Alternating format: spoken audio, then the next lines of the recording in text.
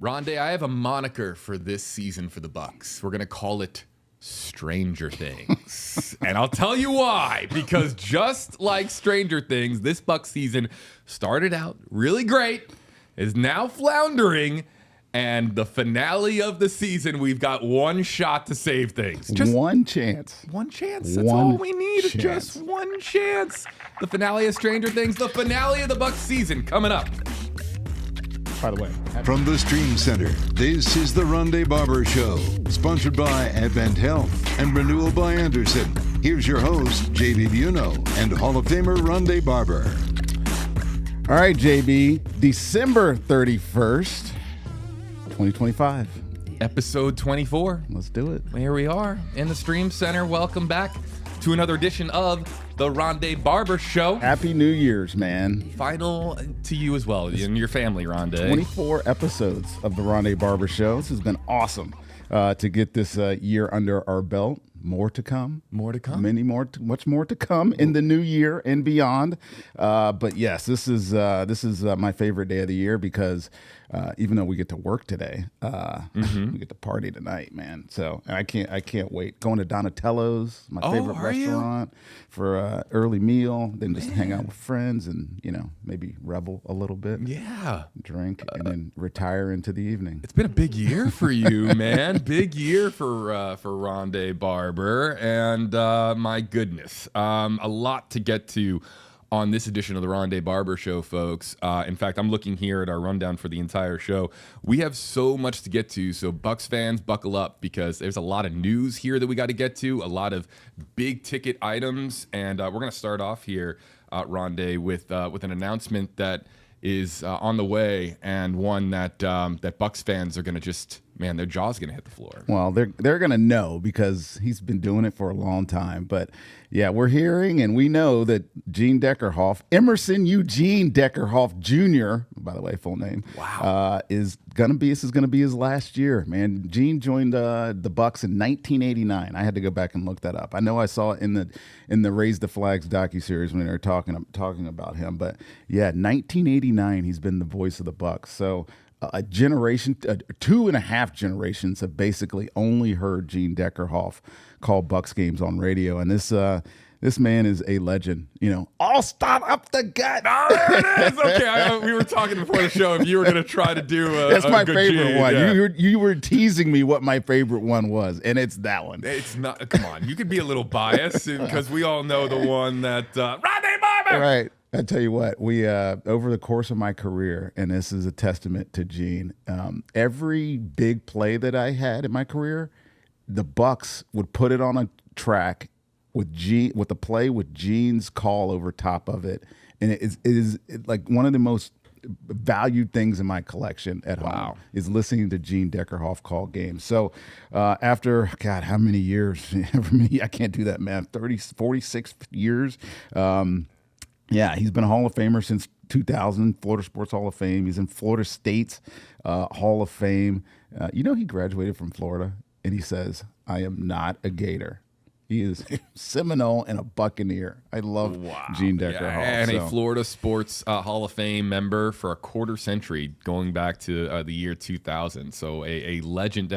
And we hope for Gene that this isn't his final game coming up, of course, and we'll talk more about the playoff scenarios. But yes, it's week 18 of the NFL season, and the Buccaneers are in a dire spot with needing not just a win, but a little bit of help as well. So Gene, as I understand it, Rondé, he would call a Bucs playoff game. This is it for him, but that includes the playoffs. This will not be his final game unless the Bucs lose or if they get eliminated from playoff contention because of Atlanta, which we'll get into later. Yes, I think his announcement will be earlier this morning. The Bucs are going to put out an announcement, and I just can't wait to hear from Gene. I can't wait to see him this weekend. I'm going to the game, obviously the last game of the season. I mean, this is the voice of record for the Bucs, right? I mean, he's irreplaceable, right? Think yeah. about the guy that has to replace this voice. I mean, if there's Vince Scully's of the world, that's right. That's Dodgers people, right? And then for us, it's only been Gene, and he's worked with some legends, man.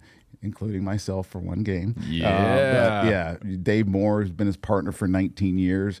Rhett reminded me earlier that he worked with Jesse the Body Ventura 1 year doing Bucs games. So, man, he will definitely be missed. And like I said, almost impossible to replace this guy. Now, as we get to the end of the regular season, there are some other names that are circulating, on Bucs Twitter as to could this be it?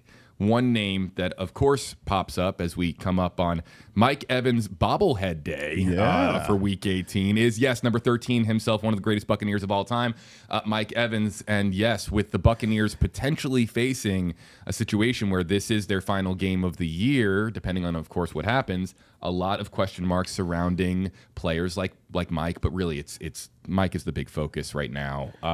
What are you hearing, Rondé? I would be shocked if he retired. And he has mentioned this, I think, in passing to a lot of people over the course of the year. I think being away from football made him realize how much he likes football. Yeah. Right? And how many games did he miss? He missed 7 games this year. Like, that'll make you reconsider those deals. But I look at it this way.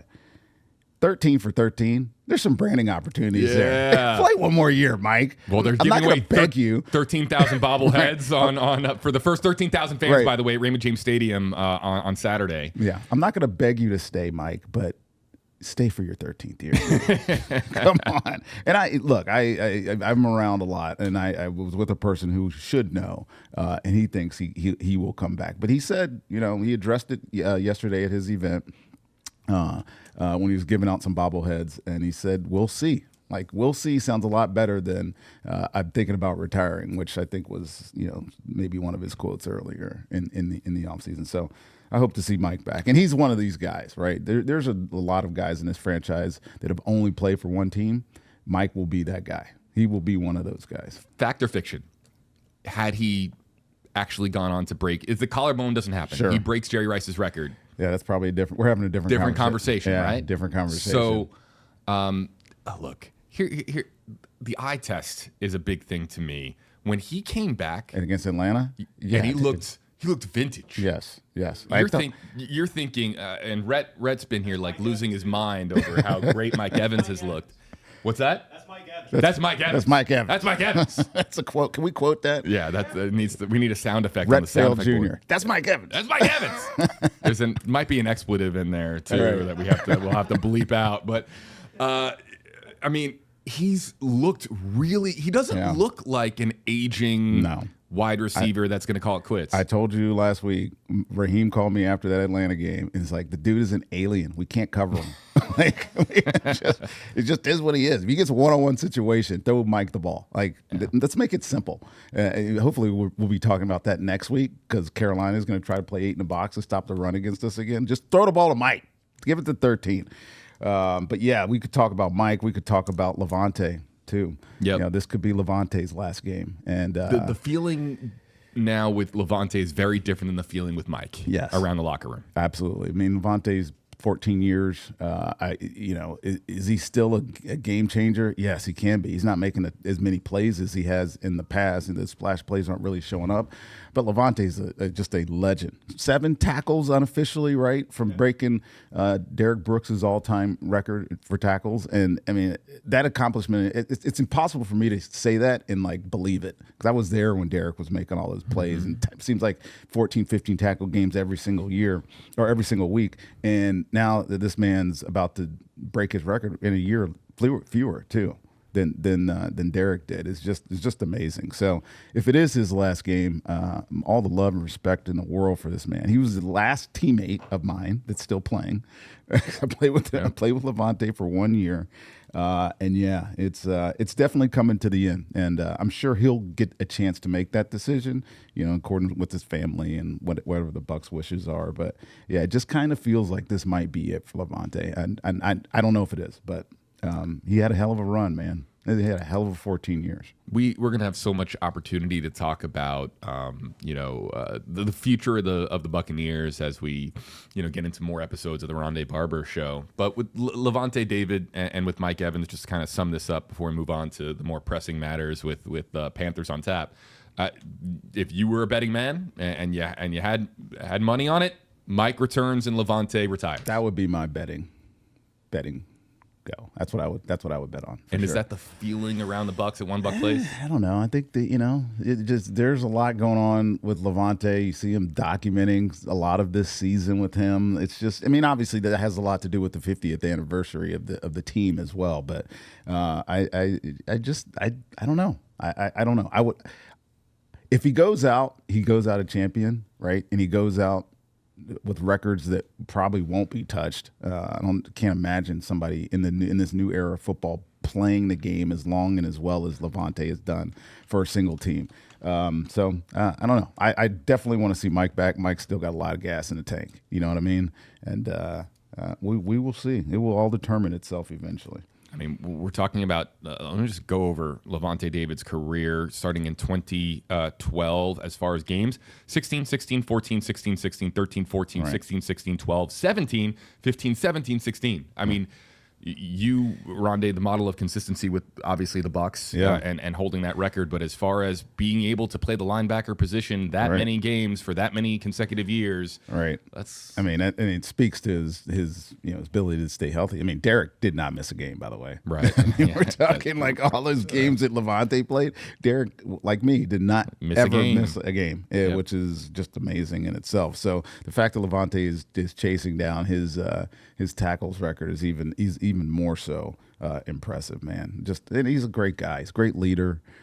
He is that man. Their campaign, I Am That Man. It is based solely, and if you watch the docuseries, Raise the Flags, they talk about it. Jason Light does a great job explaining why Lavonte is that guy that every draft pick or person they bring into the building wants to be like him. It's because he loves football, cares about it, puts the work in, and then produces. That's all you can ask of your superstars, and we're going to be asking a lot of them for one more game. And it all depends on what happens, of course, on Sunday. Or excuse me, Saturday. No, the game got bumped Saturday up. and Sunday. Right. Saturday and Sunday now. Because of this very awkward playoff scenario created by an unexpected result with Monday Night Football and the Rams losing to the Falcons. So, look, everybody, if you're a Bucs fan, by now you know the tiebreaker scenario. You don't need us to break it down. But in short, the Bucs need to win, and they need Atlanta to lose. Yes, exactly. It all comes down to this, right? The first thing is,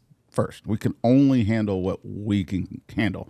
Don't worry about the Falcons and they're playing the Saints. And by the way, Tyler Shuck is playing pretty dang good for New Orleans, man. I know Atlanta's won 3 in a row, even as improbable as that win was Monday night against the Rams. They got off to a hot start, and they have some really talented players. And Kirk Cousins is a little more steady than Michael Penix. I don't know if that's like me being like dismissing their quarterback of the future, but Kirk Cousins winning games for Atlanta, and I think that's the more pressing point because we need them to lose. We need them to lose, but we have to win just one game. I feel like I've been saying this for months, right, or months really. In its truest form, we just need to win one game. One game. We could have been controlling our destiny for so long now with one win. But losing 7 out of 8, it's not only frustrating, it's like annoying at this point. Like we win a game. We were joking. Win one game. We were joking. If we weren't all huge Bucs fans, like, would we still be holding on to this team? Red said it the other day in a production meeting. Why am I still holding on to this team? It's been 8 weeks. It's torture. It's excruciating, man. Right. And so real quick, we're not going to spend too much time talking about the Dolphins game, but real quick, Rondé, your assessment of it. The word that came to mind, I'm watching it was a deflating loss. Yeah. But I'm watching it, and the word that came to mind is lifeless. Yeah. It was very slow to start. Lifeless for sure. We think of Miami as a bad team just because of the way they started the season. But ladies and gentlemen, we have the same record. We are the same team. That's right. Like, if they're bad, we're bad, right? If they're mediocre, we're mediocre. Which, to be honest with you, much of the league is mediocre. Like, anybody can win any week. It's just hard to win in the NFL, right? Especially when you're not playing well. Like, we did not play well in that football game. The Bucs offense, like every week, comes out hot. Josh Grizzard's first 15 plays are Yeah. freaking awesome. Like Baker is baking. By the way, I wore my bake hat. I like the for bake hat. a reason. Yep. Bake. I need you, man. I need you more than the opening drive and the last drives of the game. Yeah. I need some intermediate bake. Like, like second and third quarter bake. That's what I need. Not like 425 in the oven. We need like a cool 325. I need this not to be close at the end type bake game, right? But yeah, we get off the hot starts, and then our defense just has these lapses. I mean, the 2 touchdowns, I'm beside myself watching the film, watching a guy who I think is a really good player this year, Tyke Smith, do something I don't know what he's doing. I don't know. He's playing cover 2 on the first one. Like, what angle are you taking to this receiver down the sideline? I couldn't believe Quinn Ewers threw the ball versus cover 2 into that area. And then he scores a touchdown. And then the second one, he's just out of position. He ended up actually getting benched in that game.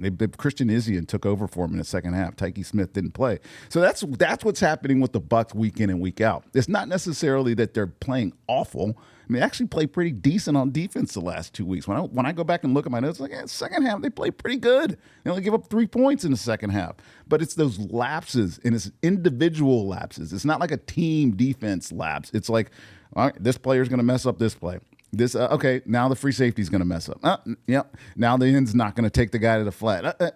Now we miss a tackle, right? Those type of things are happening way too often. And it looks like a lack of effort, but it's really just lack of being in the right place where you're supposed to be. And the fundamentals of football come into play so often in any individual game. And if you mess it up, it looks like our team for the last 2 months. And it's just over and over and over and over again. It's like been watching the same story over and over again right. each and every week. It's like watching those middle episodes of Stranger Things. What are they doing? What are they doing? What are they doing? What is this? Just like I know Stranger this is a Things. good show. I know this is a good team, but what are they doing? The Stranger Things similarities are so crazy because it's a lot of very good analogy by you, JB. I've been thinking about it. The last 24 hours, there's way more. We could go down that metaphor. Oh God, quite a bit. But let's hone in on Baker a little bit, because let's just call it what it is. If the Buccaneers are going to beat Carolina and have a chance to make the playoffs, it's going to need Baker, and we're going to need vintage Baker. We're going to need first half of the season Baker. Is that possible? Well, let's start with, let's hope that the game plan isn't let's just run the ball 30 times a game, and because that's what it was against Carolina the last time. That's what the stats tell you, right? Dude, Jalen McMillan just had the game of his life last week in a loss, right? Chris Godwin finally looks like Chris Godwin of old, like making tough catches, finding ways to get explosive plays, even though the big one was at the end of the game. Mike Evans is Mike Evans. And you have he's probably third or fourth, right, in Rookie of the Year, Emeka Egbuka at wide receiver. Use your assets, man.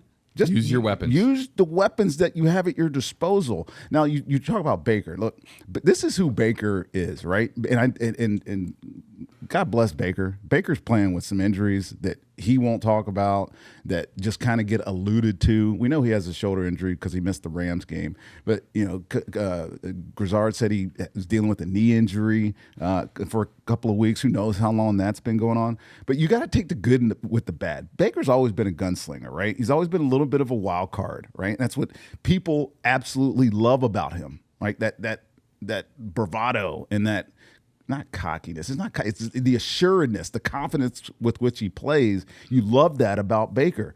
And so you have to take the kind of the good with the bad. But the last, month, the interceptions are showing up. One of them, a couple of them are kind of not his fault. But, he was protecting the ball so well. So to me, baking is protecting the football and finding ways to make those splash plays when you need them most. We haven't had a splash play in a long time that mattered, right? And where are our playmakers at? I also want to see Baker level somebody with a shoulder. I want to see him I want to see him run for I don't know 8 or 9 yards. You know why I don't want to see that? Why? Because I don't want Teddy Bridgewater to be just Can it be a smaller guy? Can Baker have one of those plays where he sees the sideline, it can quite literally just run out of bounds, right? Instead he just throws a shoulder into somebody, and we get that get your weight up comment going again. That's the bake we want, man. That's exactly that's what we the need. Bake we want. Yep. Let's talk defense. Yeah. My goodness, a lot to be desired, but a lot left to be desired, of course, with Todd Bowles. But, actually, as we talk about the defense here, I want to ask you what you would do if you were on the sidelines. Are you launching a new segment right now? Yeah, we're going to launch a new segment. But, okay, so here's how we're going to do this, everybody.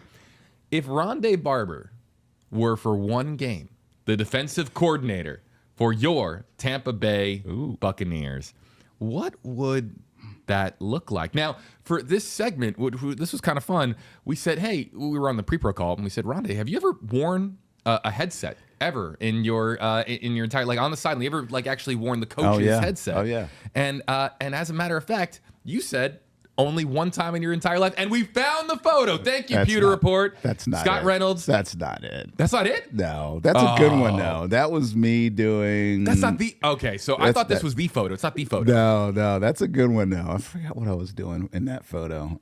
You're right. That's not a coach's headset. Yeah, that's not. I got too excited. Right, but it was. I told you the exact game. It was New Orleans in 2011. And Jimmy Lake, our DB coach, this is more recent. Tore his patella. I see some gray in the beard. Yeah, here. a lot of gray. Tore his patella tendon on the sideline, and we didn't have a DB coach, so I picked up the headset and started coaching. It was pretty awesome, though. You can probably find that. Garrett can find that. Garrett, start searching. You can find it. But yes, okay. So the idea here: you are Coach Rondé. You have a defensive game plan to stop Bryce Young, Ted McMillan, Rico Dowdle, the Carolina Panthers offense. Yes. Here we go. All right. Number one, and I'm using a Montyism. You got to stop the run. It sounds simple, right? Look, they're like a functional run offense, right? Rico Dowdle's about to be. I think he's a 1,000-yard rusher this year, but they try to be as balanced as possible. So to me, you want the ball in Bryce Young's hands. If you're me, if I'm the defensive coordinator, like who is least likely to beat me in this game? It's Bryce Young. So stop the run. It absolutely starts there. And the biggest fundamental that this team, our team, needs to work on, and I don't know how you fix it in a week, is tackling. There's so many missed tackles in crucial situations early in games. That is the fun. If I'm coaching, I am doing a tackle drill every day this week, right? Secondly, look, this is not a team that you need to do complex coverages against. Simple coverages work. There's no need to mix and match and try to confuse Bryce Young. You just don't need to do that. You can eliminate the intermediate passing game, which is his strength, right? Bryce Young is not going to pump the ball down the field all day long. He just doesn't have that kind of arm. You eliminate the intermediate passing game. You just play sound defense where there's no mistakes, right? There's nobody going, who's covering that guy like it was against New Orleans a couple of weeks ago? Who's covering that tight end? Don't give him easy throws, right? Just make him have to go through his process, check the ball down, which he does a lot. He checks the ball down a lot. So if you get eyes on the quarterback, I mean, we were ball out, QB read, ball out break defense when I was playing. We always saw the quarterback get rid of the football. It's the reason why we had so many takeaways. That in itself will be the difference maker. We have to find a way to force the turnover disparity in our favor. We have to. 2 giveaways last week without a takeaway from the defense, to me, is the difference, right? The defense has to outplay the other team's defense. And Carolina's defense is playing pretty well. Find ways to pressure Bryce with 4 rushers. I'm fine with it.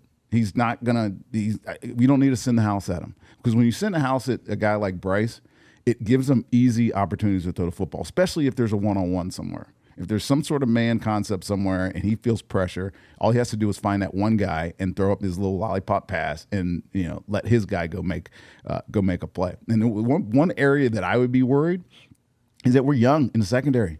If Jamel Dean's shoulder is still injured and he's not playing in this game, you got Jacob Parrish starting in one corner. You got BMO, who's still struggling a little bit at the other corner. You got Kendall Vildor, who was a nickel at the end of the game last week. Like, that doesn't inspire confidence. Tyke Smith, who got benched last week, is like Antoine Winfield Jr., is not making many splash plays, right? I would not trust our secondary right now just to win one-on-one matchups if in a game that you have to win. Make them go the long, hard way, and you'll win this football game. There you go. That's my game plan. Defensive coordinator Rondé Barber. Now, what if I told you, defensive coordinator Rondé Barber, that maybe, just maybe, I have a tantalizing prospect for you for Week 18, and that is the return of a playmaker, a defensive playmaker that now there's some smoke here with Kalijah Kancey. Oh God, I would hope so. I really do wonder what he can do to help change just the makeup of this defense on that front. He wins one-on-one matchups. Right. Like, Vita can do it just powering through you. He can do it with quickness. I went back and watched that Seattle film. By the way, Seattle's a good football team, man. The fact that we beat them early in the year shows where we were. Keyword were. Their defense plays hard, man. But their interior defensive line, Seattle's, was abusing Carolina's guards last week. So for me, look, they opened up his window last week, Kalijah Kancey. We saw when they opened up the windows for Evans and McMillan. It didn't take 21 days. It took a week, right? A week and a half. I know he's doing walkthroughs. I know he's been out there. He's still got an injury designation. Obviously, they haven't cleared him to play. But if he can play, I think it changes our defense. It actually it'll make it easier for Yaya and Hassan Reddick too, to have that kind of immediate pressure inside. I mean, look, I like the way Logan Hall's played over the course of the year. I like the way Elijah Robert has kind of developed in his rookie year. Neither one of those dudes are close to Kalijah Kancey. What are you hearing around the building? I mean, he's got his jersey on. You know, he's standing in line with the starters. How big of a deal? If he can go, how big of a deal is it? Huge deal. He'll be the difference maker. Wow. I 100% believe that he'll be a difference maker. You can do less when you have talented down rushmen on defense. Does that make sense? Absolutely. You don't have to do as much. You don't have to create all the chaos that Todd likes to create. You just let players play. Let them work. Let him win, right? Vita's going to win sometimes. Kalijah Kancey wins a lot. Kalijah Kancey led us in sacks last year. Yeah. Like, forget that because he hasn't played all year. But he was a difference maker a year ago, and we've missed him probably more than anybody that is currently on our team. Probably haven't missed anybody more than we've missed him. And I say that even missing Mike. Like, I would rather have him back than anybody on our football team. Well, given the state of our defense and the depth of the wide receiver room, not all that surprising to hear you say that. Yes. Kalijah Kancey, we will see, and the Buccaneers, folks. Yeah, Saturday afternoon kickoff, of course. It's the only game going on as it has been flexed to a nationally televised audience as a single game there on Saturday. It is nationally televised, I believe, right? Oh yeah, yeah. So earning that Week 18 flex as the first game out on this weekend's final regular season slate of games. Will the Buccaneers be able to pull a rabbit out of a hat with the help of an Atlanta Falcons loss? We will see, of course. As the regular season comes to a close, the Rondé Barber Show. A lot more headlines to get to, including is there a stud pass rusher in Las Vegas that maybe just maybe might end up a Buccaneer? We'll be right back after this. You're watching The Rondé Barber Show, sponsored by Renewal by Andersen. Superior products, exceptional service. And by Advent Health, the exclusive hospital of the Tampa Bay Buccaneers. Now, here's NFL Hall of Famer Rondé Barber. And a man with a fat head of himself on the wall, JB. We're back on track with the insults. I don't remember what it was last week, but it was off base. Yeah. This one was, that was. I don't doubt that. You should. Every man should have a fat head of themselves. I mean, I do. I got one. Well, you are a Hall of Famer. Well, you're a Hall of Famer in your own mind, dude. Well, in my own mind. Keyword in my own mind. Welcome back to the Rondé Barber Show with the Hall of Famer himself, Rondé Barber. And I'm keying in on the Hall of Fame status of our illustrious host here, because we've got some big announcements coming from the Hall of Fame, and this is the potential crop of NFL stars that are positioned potentially for joining Rondé Barber. Yeah. These are the Hall of Fame. 15 finalists for the Pro Football Hall of Fame. This is a good list, man. There's a lot of names on here massive talent. Right. And so, if I may, for our podcast audience, let me just list out the 15 real quick. Willie Andersen, Drew Brees, Jari Evans. Oh, I'm sorry, I mispronounced it. Jari Evans. Yep. Larry Fitzgerald, Frank Gore, Torrey Holt, Luke Kuechly, Eli Manning, Terrell Suggs, Adam Vinatieri, Reggie Wayne, Kevin Williams, Jason Witten, Darren Woodson, and Marshall Yanda. Yeah. Good list, man. Yeah. Some offensive linemen on there. I don't think any of them get in, to be honest with you. But this group has some first ballots on it. Drew Brees, Larry Fitzgerald, obviously headline that group. Last year's, there's 3 guys on this list: Luke Kuechly, Vinatieri, and Terrell Suggs, who were all first ballot last year. So they're all in their second. Maybe another couple. But this is where it gets hard, right? All right, so give us your class, man. Give us your class. This is where it gets hard. You break it down to 15. That then gets voted down to 10, right? And then it goes down to 7, all kind of in the same time period. And then out of that, you get 5. Maximum of 5 modern day selectees. Then you also have the contributor category, which has contributed coaches and whatever, the senior committee that also has who's in it? Bill Belichick and Robert Kraft are on that list. So who knows what the total is going to be? Because last year we only had 4 inductees.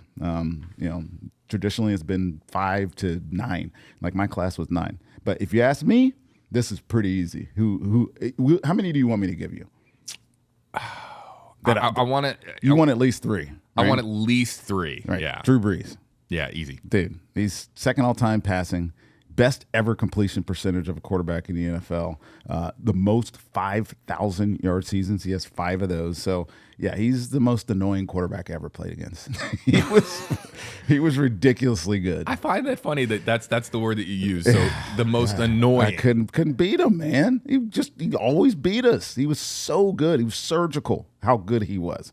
It was actually fun to compete against him, but he was really, really good, man. Number 2 for me is Larry Fitzgerald. Mm-hmm. Dude, production, longevity, unparalleled. He's second only to Jerry Rice in receptions. He's on the 100th anniversary team of the NFL. Like if a guy screams first ballot Hall of Famer, it's Larry Fitzgerald, and I think everybody kind of knows that. He's not quite the Brady conversation where there won't even be a discussion, because Brady will get on the ballot and be like, all right, we're not wasting any time. He's in.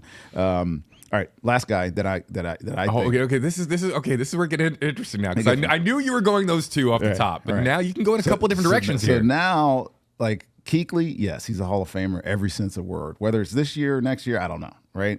Adam Vinatieri, he's the best kicker of the modern era, right? Clutch, won Super Bowls, 24 years, man, he played, right? And just you think of all the huge kicks that he made over that time. I think he's a Hall of Famer. Torrey Holt and Reggie Wayne, dude, at some point their wait has to end. Yeah. It just has to end. Those guys have been in the finalist room so many years that eventually one of them is going to get in. But the guy who I think is, if you want my last one that I think is a guarantee, is Terrell Suggs. Yeah, I knew you were going defender. Yeah. You had to go defender. Dude, I thought he should have got in last year. I thought he would have got in last year, but he didn't. 139 career sacks. He's 8th, right? And not only did he won a Super Bowl, he won 2 Super Bowls. One with the Baltimore, I think the other with somebody else later in his career. I can't remember. He was the 03 Rookie of the Year, Defensive Rookie of the Year, and he was 11 Defensive Player of the Year. right? When you have those two designations, like, you essentially should walk your way into the Hall of Fame, especially when you're top 10 in sacks all time. The guy was a menace, man, and an enormous presence on that Baltimore defensive line, the one that won that last Super Bowl that they won. So Pro Football Reference page is off the charts. It's off the charts. Yeah, it's you look at it, you're like, holy cow. And if you don't like love Baltimore, or you don't like follow the AFC East, you probably don't really get a sense that he was that good. He was that good, man. He was awesome to watch. Defensive Player of the Year in 2011. He had 7 forced fumbles that year, leading the NFL. Right. Outstanding. All right, so you threw out some other names there, but there's a guy there in the middle that won 2 Super Bowls. Yeah, I see him. That your brother, I'm sure, has an affinity for. I see him. Any words on Eli? The case for Eli is hard. It's, he won 2 Super Bowls, but he was middle of the road type of stats guy, 500 record career. He'll make it in eventually, Dude, right? I'm telling you, there's one criteria that's going to jump out in front of all of these candidates, and for everybody thinking about who should be in the Pro Football Hall of Fame going forward. Yeah. How many times? I think I've said this on the show. How many times were you considered the best player at your position in the NFL? Right. So not making Pro Bowls. I mean, you are a first team All-Pro. And Phillip Rivers has his Hall of Fame resume has come up a lot in conversation of late because he's pushed back his Hall of Fame. Yes, eligibility back about I think 5 years. So, and you're right. Like you can never point to a single point in time where Phillip Rivers was the best quarterback in the NFL. You could make an argument, or even nor Eli Manning. Right. He never made a first team All-Pro. Right. So, ever. Dude, I'm just telling you, that's a criteria. with Rivers, though, and there was, I think, a conversation or a debate on social media as to whether or not he was ever a top 3 quarterback league-wide in the NFL from these consensus standpoint. So those quarterbacks, it's a hard era, man. Those quarterbacks that played in that era, because Tom, Peyton, Breeze, Aaron Rodgers was towards the end of that era. Like, all those guys are Hall of Famers, man. Like, Roethlisberger, like, there's so many guys that really kind of check the box that could or should be in the Hall of Fame, but I'm telling you, it's going to come down to how many times voters are going to look at how many times you were the best player at your position. That is one of the overriding factors that gets you into the Pro Football Hall of Fame. By the way, Terrell Suggs was a 2-time All-Pro, first team All-Pro. He'll make it. Right. It's just a matter of when. Right. Speaking of a guy that will make it someday, if he wins a championship, maybe. Are we? Yeah, because we can pivot now in one of 2 ways. We want to talk offense or defense. Let's talk offense. All right, let's talk offense, because there's another things with Baltimore. I think Baltimore, you could make the argument, is one of the surprise teams of the NFL this season in the wrong direction, because the Ravens were expected to compete for a Super Bowl. Right. And Derrick Henry, Lamar Jackson, defense that has a lot of talented players on it. And they could still make the playoffs. All they have to do is beat Pittsburgh. But Lamar Jackson's future in Baltimore has all of a sudden become a massive talking point in Maryland. And I can't imagine there's a real rift there, even though Rhett Failed Jr. wants him to be a Dolphin. Do you want him to be a Dolphin? I don't want him. It feels inevitable. It feels inevitable that Lamar is a Dolphin with Mike McDaniel. Yeah, I think this game, this was the only other game that really matters. There's another one, Seattle and San Francisco. 49er game is for the number 1 seed in the NFC and first round bye and win a division, which that makes that a pretty big game. But the only other scenario similar to ours is Baltimore at Pittsburgh. It's essentially winning, you're in. right? They're going to win the AFC North, and you're in the playoffs hosting a home game. The rumors about Lamar, I mean, is he going to play? That's the biggest rumor. I mean, he's been battling this back injury. Latest I'm seeing here is expected to practice later on today, but his status is very much up in the air. Right. So Pittsburgh did them a favor last week, much similar to the NFC South. Pittsburgh couldn't beat Cleveland. Granted, Cleveland has the number 3 defense in the NFL, so I get it. And Aaron Rodgers is not dynamic Aaron Rodgers anymore. And without DK Metcalf, that offense is like completely neutered. Like they got nothing in terms of receiver, and that'll be the case this week as well. So Baltimore probably stands a chance, man. Hopefully TJ Watt plays. That's also news that's circling around. I don't know if he's going to, but I think the real conversation coming out of this game is going to be whether or not one of these head coaches is coaching their last game. Which is crazy to think about, given their stature and their respective organizations. We got John Harbaugh with the Baltimore Ravens. We've got Mike Tomlin with the Pittsburgh Steelers. The thought of either of these franchises, are they the 2 most longest tenured? I know Tomlin is the number 1. Yeah, I think Harbaugh's the second. It's got to be him. I mean, Sean Payton took a year off, but he's been around as long as any of these guys. Same with Pete Carroll. Pete Carroll was number 1 before he got let go by Seattle a couple of years ago, but now he's back in. But yeah, in terms of consecutive years coached, I think it's them. It is. Tomlin at 18 years, Harbaugh at 17 years, far and beyond the 2 longest tenured NFL head coaches. Third behind that, Andy Reid with the Chiefs. Right. Who just announced, by the way, that he's ready to come back for his 13th NFL season if the Chiefs will have him back. So with one franchise, I mean, that's a lot of tread, man. They've burned a lot of tread with one franchise, both of these guys. And look, can you say they've been disappointing? Probably over the course of however many years they've been there. I mean, when did Baltimore win their championship? 12? Yeah, I mean, it's a long time ago. Tomlin's was 2 years before that, right? Yeah, 10, I think. So I think this game has a lot more implications than just who gets into the playoffs and wins the division this year. I mean, it could be a harbinger of the end of an era for either one of these teams. And look, I know Mike really well. I've had conversations about his future. I thought he would be done with Pittsburgh before this because, it seems like the fan base has lost faith in him, but all he does is win. All he does is win. It's getting to the playoffs every year mean you shouldn't be coaching, and we know one thing for sure, that family does not fire coaches. They just don't fire coaches. They had 3 in the last however many 60-something years, right? It's not in their DNA. They're gonna let their coach make his decision. So both of these guys are one win away from a playoff berth. Yep. And So just wait till we watch the game on what is that Sunday night game? Wait till you watch that game. The major talking point is going to be about which one of those coaches is not going to be there next year. By the way, that's must see reality TV. Absolutely, yeah, is that game. And as we're getting into social media conjecture here and the smoke that exists on Twitter, we have to address one more storyline before our Pick 6 segment.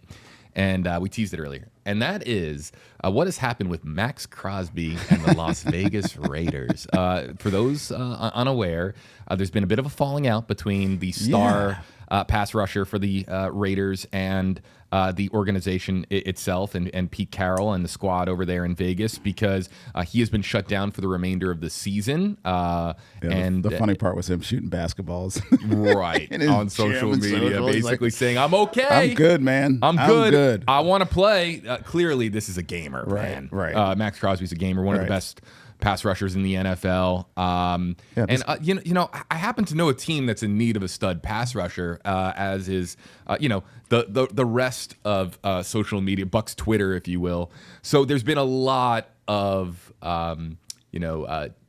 GIFs and memes out there of Jason Light picking up the phone, calling up Brady, or John Spytek, the general manager, saying, "Hey, we'll take this guy off your hands." So let me just get to it. Is this a fit? Oh God, who wouldn't love him? You kidding me? All he does is work. He's the type of guy that changes a culture in your locker room just by the way that he he plays, just by the way he practices, the way he prepares himself. He's a certified maniac at times. He looks at it. I mean, look at him. Just his demeanor screams, "I want you on my team," creating havoc. So, I mean, I think he would be a great fit for us. But this gives us a chance to also take a look at the NFC AFC West. And if you're starting with the Raiders, it's unmitigated disaster. It's been a bad team, man. And not just because they've had injuries. Obviously, he's hurt now and not playing. But just the managing of this team has not been good at all. Going out and getting quarterback and expecting him to turn a kind of an average team around. Geno Smith, I don't know if he was ever the guy. Like the storylines out of Vegas are not going to be good in the next few weeks. It starts with that. Starts with this Max Crosby story, who we love to have in Tampa, by the way. Yeah, come on, Spytech, send him our way. And ends with, is the coach on the hot seat after 1 year? Like the stories are going to be crazy. But the AFC West has been interesting, man. This is a major, major changing of the guard in the AFC West, probably more so than any division in football. You're validating Sean Payton and Bo Nix right now, because this is a team that's been really good on defense, dude. I think they're top 4. I think they maybe the fifth best defense in football. But their pass rushers have 9+ sacks on the next team, which is the Atlanta Falcons, by the way. I think they have 63 sacks or something. Atlanta has 54. They are so good on defense. I don't know if they're really good or just a team that gets by, but they keep winning. And great defenses do that. When you have the third best defense in the NFL, you do that. Chargers beat the Chiefs twice this year, right? When was the last time that happened, right? They're great.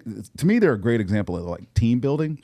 How you casually build your team until it becomes a contender. You obviously get your coach in Jim Harbaugh, and you have a quarterback that's actually playing pretty dang well, man, even though he's not playing this week in a game against the Broncos, which determines who's going to have the number 1 seed, the Broncos or the New England Patriots. So if you're the New England Patriots, you're probably pretty pissed right now that the Chargers aren't starting their quarterback. And finally, in the Chiefs, right? They underperformed all year. You know what? It finally caught up with them, right? Called it. Right. You called it. It's just inconsistent all year long. And, you feel like Kelsey's probably done, right? It feels that way. Right? Yeah. It's kind of the same conversation we're having about Lavonte. Yeah. The same feel. Right? It's clearly transition time for Kansas City. But I don't know that the Broncos are my favorite in the AFC. I'm actually kind of pivoting. My two favorites, obviously the Bucs at the beginning of the year, and then the Colts. had the two most monumental collapses of the year. Two teams in the league. So I don't know who my favorite is in the AFC right now, but it's not the Broncos, even though they're probably going to have the number 1 seed. Any team you pick is probably going to have a first-round exit. So you want to doom a team? I'm just going to stop. I'm just going to shut up. NFC West, and this is. I purposely saved the NFC West for the last of these breakdowns. The elite. This is the best division in football, bar none. Like not even close. And it's highlighted, other than Arizona, it's highlighted by great quarterback play. I mean, this Seattle-San Francisco game that we just talked about a couple of minutes ago, number 1 seed, the winner obviously wins the division. San Francisco's won 3 of the last 4 divisions, and Seattle hasn't won it, I think, in like 5 years. So the last one before that was Seattle. This is going to be a great football game, and it actually matters. So both teams will play. Unlike Los Angeles game, it doesn't really matter, even though Sean McVay said he is going to play his players. I think Seahawks, John Snyder, the general manager, fantastic addition of Sam Darnold. And look, he stunk in the playoffs last year when he got to the playoffs with Minnesota. But that JSN and him, connection, dude, lethal.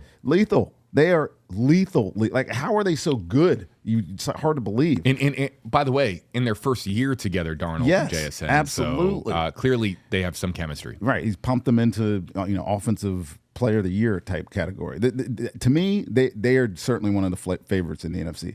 But the real story of this game, and the NFC West, is the 49ers, man. How good is this? How many key players do they have out right now? Like, Kyle Shanahan might need to be considered for Coach of the Year. All right, you're taking my notes. It's literally in my notes Right. that what Shanahan has done with San Francisco is miraculous. It's miraculous. To be honest with you, it's miraculous. I mean, Purdy can be surgical, although him trying to Dougie, I don't really like that. Like, it's kind of annoying. like, dude, just stay in your lane, man. Just be the square, stone-faced quarterback who's overachieving because he's little and nobody thinks you're good. Yep. But now you're like trying to floss, and I'm like, come on, dude, really? You don't need that. You don't need that part of your image, man. But they're legit, dude. And they are legit. I don't want to say they're my favorite because my favorite is the next team we're talking about. In my opinion, the Rams, they have the MVP, and he's throwing to the guy who should be offensive player of the year, in Puka Nacua. I mean, I know he's second to JSN in receiving. Offensive player of the year. Offensive player of the year, Puka Nacua. In my opinion, if I was voting, it's him. Unbelievable. So he's sharing catches, right, with Davante Adams, right, who by the way, leads the NFL in TD receptions, Davante Adams. But he is second in yards to JSN by 30, and he's only one touchdown behind JSN. That's with sharing ball receptions and touchdowns with Davante Adams. Dude, he is my favorite player in football right now. That catch that wasn't a catch on Monday Night Football, I mean... It was a catch. It was a catch. It's a catch. That's the stupidest catch I've ever seen in my life. And it's the catch of the century, and it's not even a catch. Pre-show, we were looking it up. Puka Nacua is a right-handed person, and he made a one-handed catch with his left, falling out of bounds with a defender, breathing down his neck, literally. It's not possible. That catch was unreal. The catch is not possible. It's just, but he did it. Unreal. But yeah, this is my team. This is my favorite. I've been fanboying over Puka Nacua all season long. Anybody who's been listening to the show, Rondé thinks I'm crazy. I would take him over maybe any receiver in the game, including Jamar Chase, Justin Jefferson. I think he's that good. I think he's just got that moxie, man. You are not crazy. You are not crazy. Finally, Cardinals, whatever. They got the best tight end in the league, Trey McBride. We're gonna have to race through the the pick six segment here. I'm holding on to a slim one game lead on Rondé now. I'm gonna go first here because it segues pretty well, and so. Because all three of my favorite and underdog picks are represented here in the aforementioned West, and let's start my favorite. I have the Rams just decimating the Cardinals. Here's the thing about the Niners that blow my mind. First of all, I think that they're hitting their stride at the right time. I agree with you. And I think that they're going to beat the Seahawks. They're my dog this week, even though the Seahawks are favorites on the road. Here's the thing about the Niners, real quick, that I want to mention that blows my mind. Their leading receiver now is Juwan Jennings with 608 yards. You're looking at the West there, and you've got the Rams with Davante Adams and Puka Nacua. You have the Seahawks, and they've got they have JSN, and they brought in from New Orleans, Rashid. Yeah. And so they have weapons there. The Niners don't have. Brock Purdy's doing it with whoever. He's doing it. Ayuk's on IR. The other guy's been hurt all year. What Shanahan has done with that offense with an injured Kittle. Yeah. Ricky Pearsall has been out.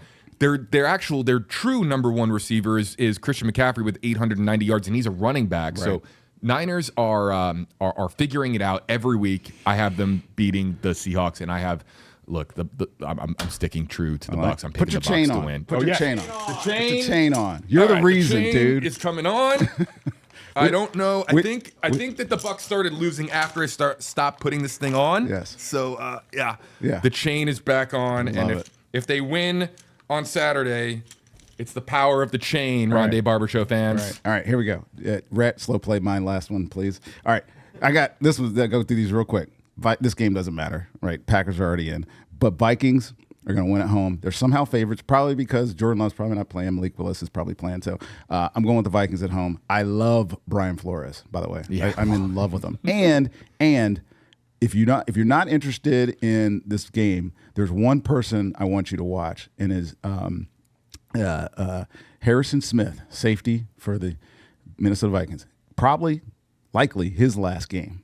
Wow, yeah. He needs one interception More than the Jets. He needs he needs one interception to join a club that only me and Charles Woodson are in. 40-20 club. He needs one interception.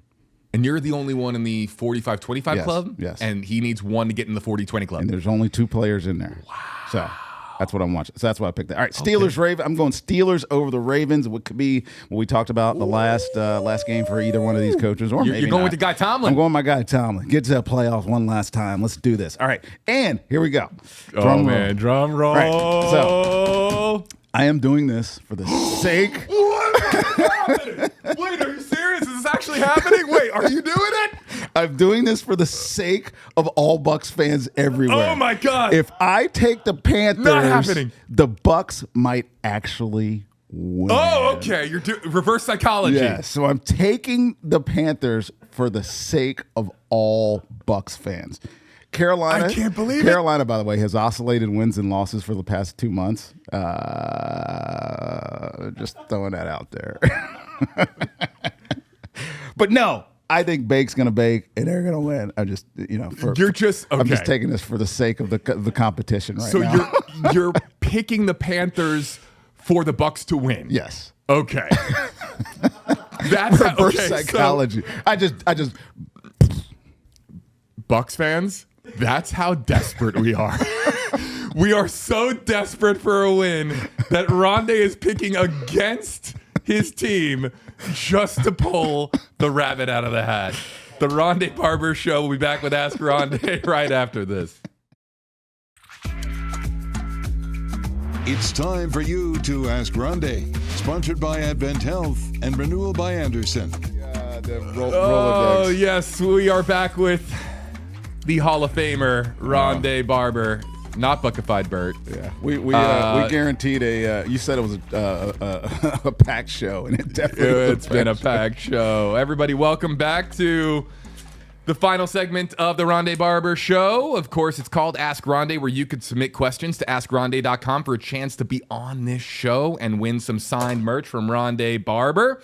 As he gets the names ready to go, here is this week's Ask Rondé question, which we got in person. Oh, don't fumble! I'm disaster right now. Fumble! Sorry. I lost the key.